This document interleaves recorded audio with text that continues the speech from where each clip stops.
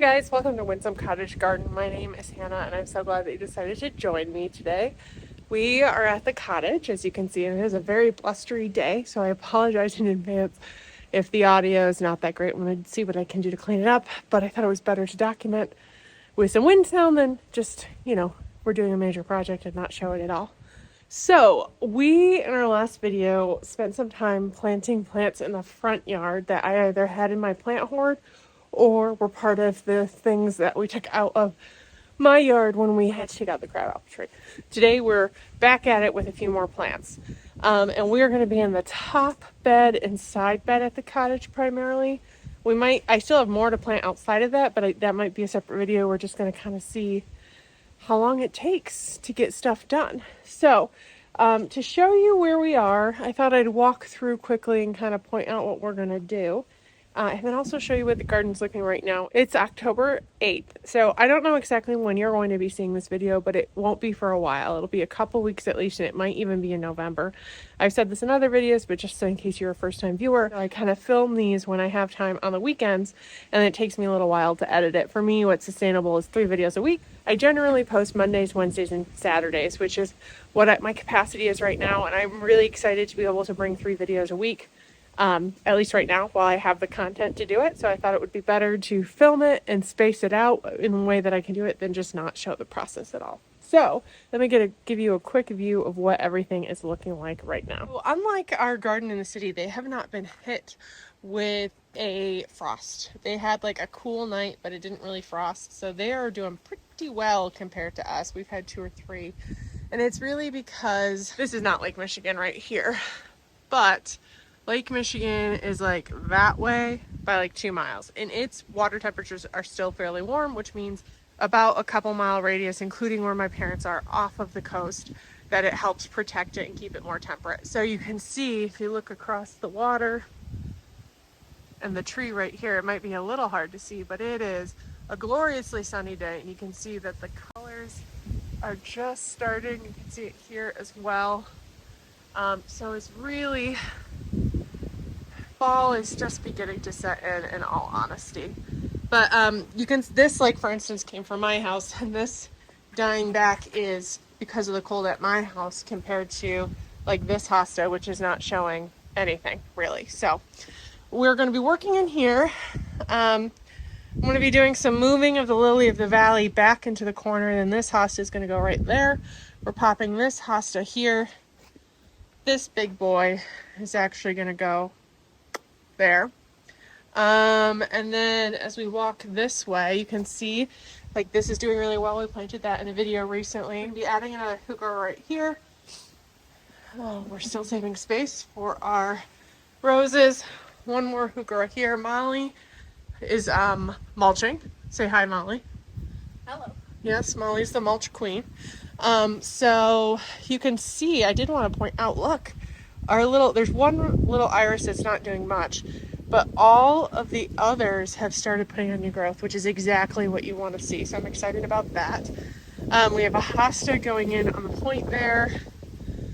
These guys need to be handled. It'll probably be in a different video, but they will be done sometime soon. And then we have one more up that way that we're going to be popping in. So I'm going to get you guys set up and just kind of go to town, see how quickly I can get this done. I'm hoping it's only going to take like an hour or 2 so I can move on to other things. But they sometimes take on a mind of their own. Who knows how long it'll exactly take. But it is better to get these in the ground. They have not had a frost yet. They are expecting one this week. But like most things, it's better to get these in the ground so they can winter in the ground and start putting on a little bit of roots than leaving them in their cans. So, time to get this hoard planted.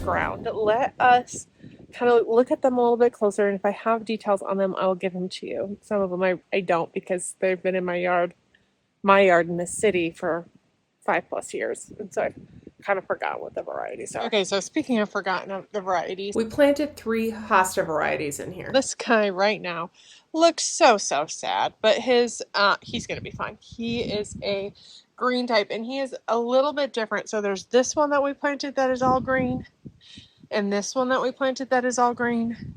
They might at a glance look the same, but they are a tiny bit different if I did this correctly. You'll notice on his leaves, he's got a little bit more dimpling. He gets a little bit bigger too, at least he did in my yard. So we did move a couple of the lily of the valley back there so he could sit in this spot and get, I mean, this is the time he's getting sun. So hopefully get 2 or 3 hours a day. But hopefully he just kind of fills that in as a nice lush look, especially next to this heuchera that we planted earlier this year. And then this guy, if you look at him closely, he's obviously been eaten by slugs, but he's much smoother and he stays a tiny bit smaller. So we thought this would look good here. I apologize if I sniff or sound a little stuffed up. The breeze today is just going straight to my sinuses. But we've actually think that we're going to turn this area into a bit of a hosta garden. I've got more in my yard in the city that are in an unhappy place that are going to be coming in the future. So we might take out some ground covers and pop some more in. We also want to make a bit more of a path in here as well. So I don't know what these varieties are. On this one, it's humongous. This is, I think, about half of a hosta. We split it into half of it's at my house in the bed right along my path between my shed and half in the backyard, and then half here. If he likes it, which he should, everything seems to, I expect him to get about 4 feet wide. Because some of the, I mean, here's a great example of one of the leaves. That is probably about 14 inches long and like 10 inches wide. So he's gonna be a big boy. And it's hard to tell because that's where he was chopped, but I think he'll fill in this area beautifully in the future. So if we move over here, here's another one that we added. This one I bought at that garden center, and it did not have a tag. So it's a proven winner's heuchera. I believe he is either a Dolce Appletini heuchera or a Primo Pretty Pistachio heuchera. Now, what we'll be able to do is next year figure out what it is based on what color the flowers are. So with that, I'll be able to say for sure what it is. Both of them will get about 10 inches tall, and then they'll spread out. So it'll need to be divided eventually, but it will get about 2 foot wide. So this space might look a little bit small right now, but he's about a foot from the edge of the concrete. And this Lucifer's tongue, we've already decided next spring probably, or even later this fall, depending if we get to it or not, it's actually going to be shifting to a new place because this bed actually gets a large amount of water, and it is overhead water, so this guy just flops a lot. So we love him, he's staying, but he's going to be relocated to another area.